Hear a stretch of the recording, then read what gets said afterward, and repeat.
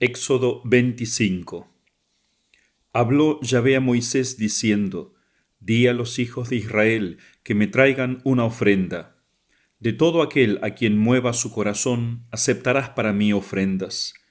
Estas son las ofrendas que tomaréis de ellos: oro, plata y bronce, jacinto, púrpura, escarlata y carmesí, lino fino y pelo de cabra, pieles de carnero teñidas de rojo y pieles de tejón, madera de acacia, aceite para el candelabro, especias aromáticas, para el óleo de la unción y para el incienso de perfumes, piedras de ónice y piedras de engaste para el éfod y el pectoral. Pues me han de hacer un santuario, y yo habitaré en medio de ellos. Conforme a todo lo que te voy a mostrar, conforme al modelo del tabernáculo y según el modelo de todos sus utensilios, lo haréis. Se fabricará un arca de madera de acacia, de 2,5 codos de largo, 1,5 codos de ancho y 1,5 codos de alto. La cubrirás de oro puro. Por dentro y por fuera la cubrirás. Una guirnalda de oro la rodeará por el borde superior. Fundirás para ella 4 anillos de oro, que pondrás en sus 4 ángulos, 2 anillos a un costado y 2 anillos al otro costado. Harás también varas de madera de acacia, las cuales cubrirás de oro, y pasarás las varas por los anillos de los costados del arca, para llevar el arca con ellas. Las varas deben permanecer en los anillos del arca, y no se sacarán de allí. Y dentro del arca pondrás el testimonio que yo te voy a dar. Harás asimismo un propiciatorio de oro puro, de 2,5 codos de largo y 1,5 codos de ancho.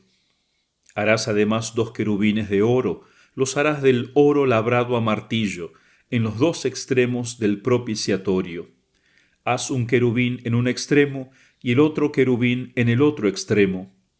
Haréis los querubines de tal manera que formen una sola pieza con el propiciatorio a sus 2 extremos. Los querubines estarán con sus alas extendidas hacia arriba, cubriendo con ellas el propiciatorio, uno frente al otro y con las caras vueltas hacia el propiciatorio. Pondrás el propiciatorio sobre el arca, y dentro del arca el testimonio que yo te daré. Allí me encontraré contigo, y desde encima del propiciatorio, de en medio de los 2 querubines, colocados sobre el arca del testimonio, te intimaré todas mis órdenes para los hijos de Israel. Harás también una mesa de madera de acacia, de 2 codos de largo, 1 codo de ancho y 1,5 codos de alto.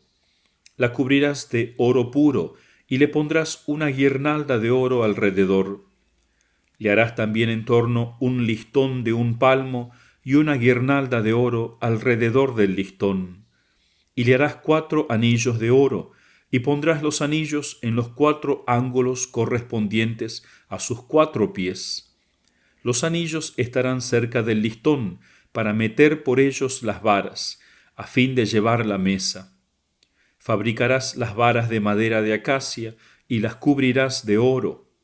Con ellas se llevará la mesa. Harás también sus platos, sus cucharones, sus copas y sus tazas, con que se han de hacer las libaciones. De oro puro los harás, y sobre la mesa pondrás perpetuamente delante de mí el pan de la proposición. Harás también un candelabro de oro puro. El candelabro se haga de oro labrado a martillo. Su pie, su tallo, sus cálices, sus botones y sus flores serán de una sola pieza. 6 brazos saldrán de sus lados, de un lado 3 brazos del candelabro y del otro lado 3 brazos. El primer brazo tendrá 3 cálices, en forma de flor de almendro cada una, con un botón y una flor. También el segundo brazo tendrá 3 cálices, en forma de flor de almendro, con un botón y una flor, y así los 6 brazos que salen del candelabro. En el tallo del candelabro habrá 4 cálices, en forma de flor de almendro, con sus botones y sus flores. Habrá en el tallo un botón debajo de los dos brazos inferiores que salen de él, y un botón debajo de otros de los dos brazos que salen de él, y un botón debajo de los dos brazos superiores que salen de él, según el número de los 6 brazos que salen del candelabro. Sus botones y sus brazos serán de una sola pieza. Todo ello será una sola masa, labrada a martillo, de oro puro. Harás para él 7 lámparas, y colocarás esas lámparas de tal manera que alumbren la parte delante del candelabro. Sus despabiladeras y sus cazoletas serán de oro puro. Un talento de oro puro se empleará para hacer el candelabro con todos estos utensilios. Y mira que lo hagas según el modelo que te ha sido mostrado en el monte. Palabra de Dios, te alabamos, Señor.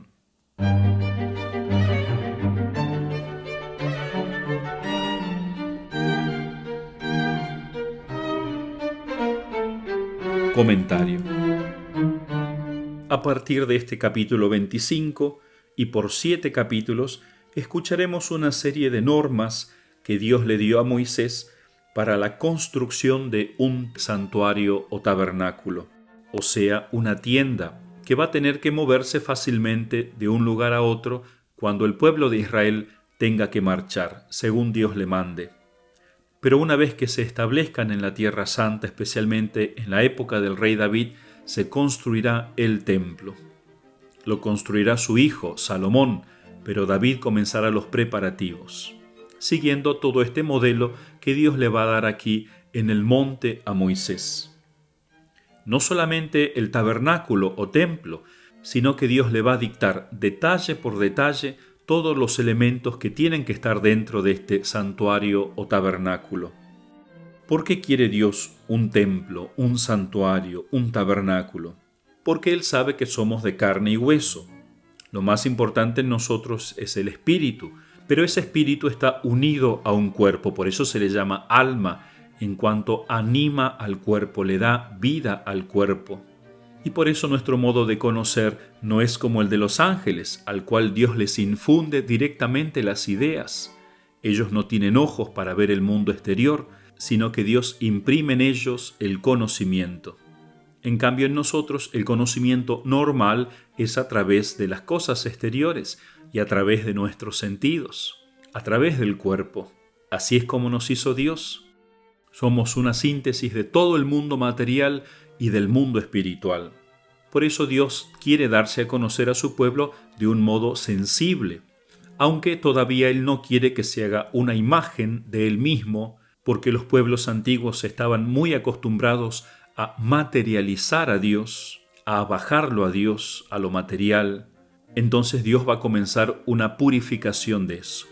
Pero como vemos, Dios no está totalmente en contra de las imágenes, como si las imágenes en sí mismas fueran malas. Él sabe que necesitamos imágenes para desde ahí remontarnos al mundo espiritual, no quedarnos en la imagen, sino que de allí saltar a la realidad espiritual. Y por eso va a mandar a construir un montón de elementos, incluso bien detallados, porque cada uno de esos detalles le va a decir algo a nuestros sentidos, le va a decir algo a nuestra alma, quiere que aprendamos algo de cada elemento del santuario. Principalmente, como el santuario iba a estar entre medio de las tribus, Dios quería enseñarle a su pueblo que Él está en medio de nosotros.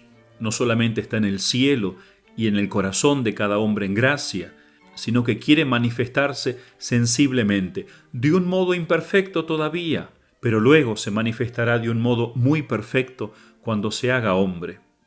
Algunos detalles importantes: Dios dice que Él va a mover el corazón de los hombres para que traigan una ofrenda. Dios no obliga, mueve el corazón, no violenta el corazón. Cada uno le da a Dios lo que quiere darle. Por supuesto que si lo amamos sobre todas las cosas, siempre le daremos lo mejor. Por eso acá Dios pide que se reciba las cosas no solamente que van a ser útiles para el santuario, sino las más preciosas, las más nobles. Por ejemplo, el metal más noble, el oro, la misma púrpura, etc. Entonces no es falta de pobreza darle lo mejor a Dios. Es verdad que Cristo nos predicó bienaventurados los pobres, pero esa es una virtud que nosotros tenemos que practicar interiormente, sobre todo, y luego cada uno vivirá la pobreza en distintos niveles. Pero aquí estamos hablando del templo, de aquel lugar donde nos vamos a reunir a rezar, donde las cosas nos tienen que hablar de la grandeza de Dios. Por eso es importante aquí no darle lo más barato a Dios, como lamentablemente vemos muchas iglesias que han sido hechas con un espíritu apocado. No se le ha dado a Dios lo mejor, con la excusa de que ese dinero puede servir a los pobres, etc. En realidad nunca se va a solucionar el problema de la pobreza en este mundo, por distintos motivos, especialmente por el egoísmo de los gobiernos, el egoísmo de aquellos que tienen. Pero también porque no es función de la Iglesia solucionar los problemas materiales. Eso le pertenece más bien al gobierno y a las instituciones humanitarias. La Iglesia no es una institución humanitaria, es una institución divina, la esposa de Cristo, que tiene que unir a sus hijos para llevarlos a Dios. Cuando le hemos dado lo mejor a Dios, los mejores materiales incluso, eso ha hecho que el pueblo sea más generoso y cuide más de los pobres. El dar lo mejor para Dios hace que luego también le demos lo mejor a los pobres. 3 cosas Dios manda construir en este capítulo antes de dar las instrucciones sobre cómo va a ser el santuario. Es sobre el arca y el propiciatorio, sobre la mesa de los panes de la proposición, y finalmente sobre el candelabro de oro. Esta arca, que era una caja rectangular hecha de madera pero bañada en oro por dentro y por fuera, era el lugar donde se iban a poner las 2 tablas de la ley que Dios pronto le iba a dar a Moisés, escritas por su mismo dedo. Estas tablas Dios las llama en este capítulo el testimonio. Y dentro del arca pondrás el testimonio que yo te voy a dar. Porque la ley de Dios es el testimonio de la voluntad de Dios. Por eso también se le va a llamar el arca del testimonio a esta arca. Más adelante se guardará también la vara de Aarón, como leeremos en Números 17:10, y una urna de oro que contenía el maná, como leemos en Hebreos 9:3. Esta arca tenía de largo 1,30 m y de ancho 78 centímetros.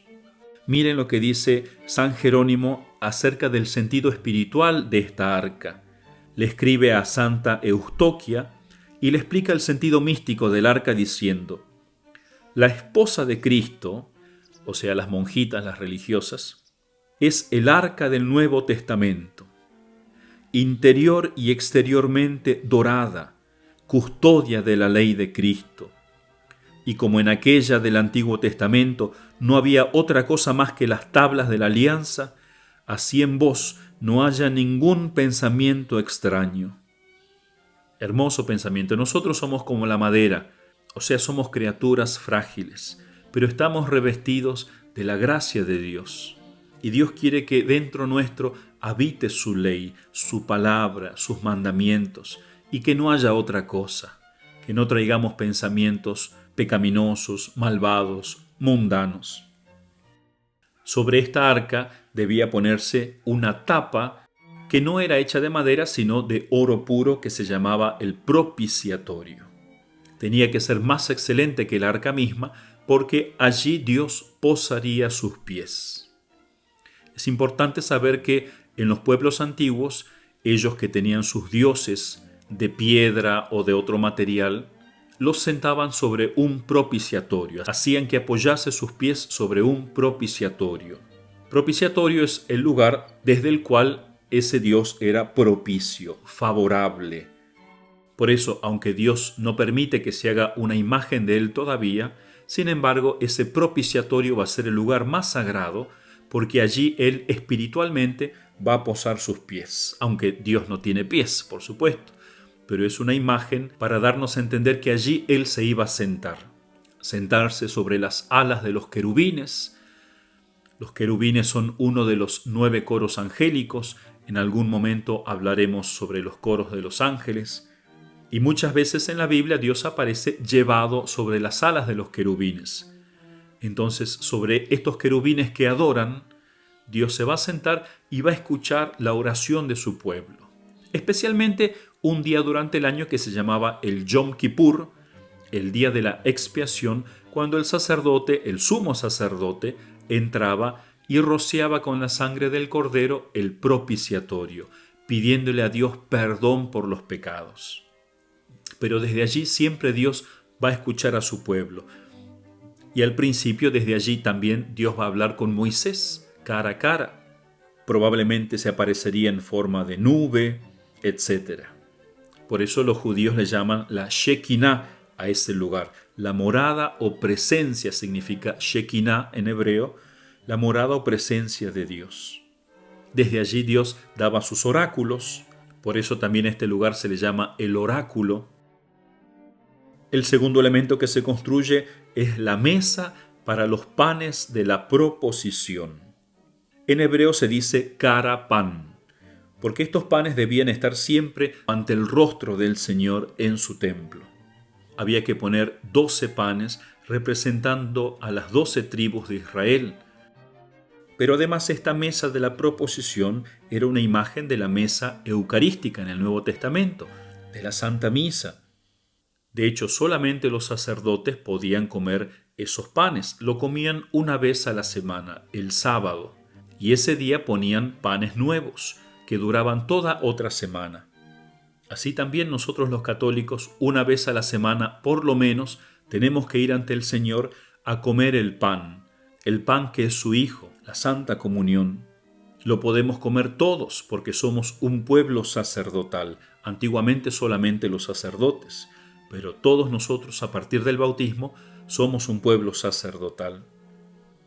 San Pablo dice en la primera carta a los Corintios 5:8 que tenemos que presentarnos ante el Señor con los ácimos de la sinceridad y la verdad, o sea, con los panes ácimos de la sinceridad y la verdad.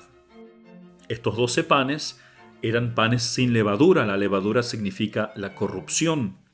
Por eso tenemos que siempre presentarnos ante Dios cuando vamos a la iglesia con sinceridad y verdad. Por eso mucha gente también aprovecha cuando va el domingo a misa a confesarse, porque la confesión renueva en nosotros la sinceridad, la verdad que habíamos perdido, que perdemos todos los días, venial o mortalmente. Finalmente, el candelabro de oro. Era un candelabro que no se encendía con velas como lo hacemos actualmente, sino con aceite de oliva. También los paganos tenían lámparas ante sus dioses. Por ejemplo, Alejandro Magno adornó el templo de Apolo con un gran candelabro parecido a un árbol cargado de frutos. Por eso cuando se construye el templo, Salomón va a mandar construir 10 candelabros. Porque una de las funciones era iluminar el templo, que estaba todo a oscuras. Este candelabro es sin duda figura de Jesucristo, que es la luz del mundo, y estos 7 brazos son figura de los 7 dones del Espíritu Santo que Él trae para iluminar nuestra vida, para que no vivamos a oscuras. Pero también, como comenta el gran sacerdote Dolindo Ruotolo, dice que este candelabro significaba la vigilancia de todo el pueblo frente a la majestad de Dios. Nosotros, como el candelabro, tenemos que estar siempre ante la presencia de Dios, ardiendo nuestros corazones con el aceite de la gracia de Dios, de la fe.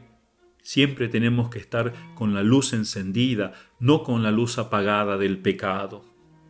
Lamentablemente, ¿cuántos católicos viven así, en la oscuridad, buscando consuelo en las cosas materiales, porque espiritualmente están como secos? Es importante que corran a los sacramentos, a bautizarse, a confesarse, a casarse, para que esa luz vuelva a iluminar sus vidas y a brillar ante Dios. Y finalmente Dios le dice al final de este capítulo: mira que hagas según el modelo que te ha sido mostrado. O sea, el hombre no crea la religión. Es Dios quien creó la religión, la verdadera religión. Las otras son creadas por hombres, ciertamente, que copian de estos modelos. Pero Dios aquí da normas hasta detalladas, y es algo que nosotros no podemos manosear, como hacen muchas sectas. Copian de la Iglesia Católica el pan bendito, el aceite bendito, esto, aquello, para atraer las masas. Lamentablemente, también los católicos pecamos en este sentido porque me refiero de modo especial a los sacerdotes, a los obispos. Muchas veces no seguimos las normas litúrgicas, las normas que da la Iglesia, que por 2000 años ha venido estudiando la Sagrada Escritura, organizando cómo se ha de decir la misa, los ritos, todos los detalles, que muchas veces no hacemos caso y por eso la liturgia, la Santa Misa, se empobrece.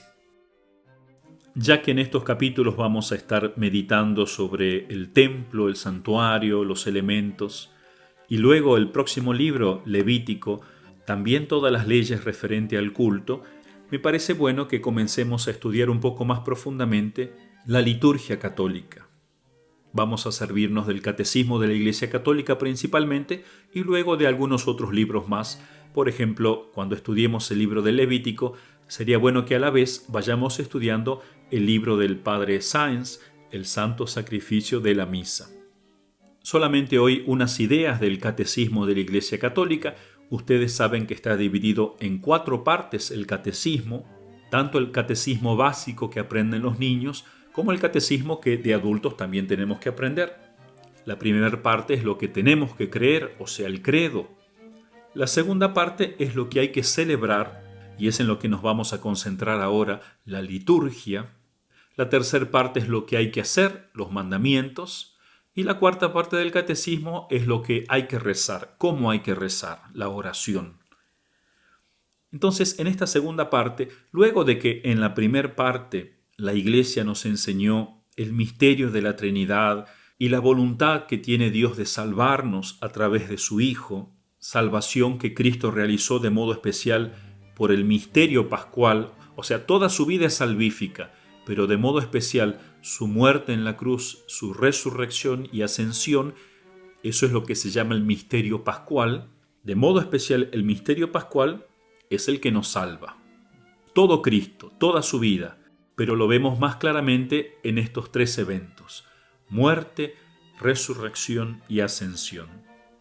Y por eso la liturgia no solamente cree en esto.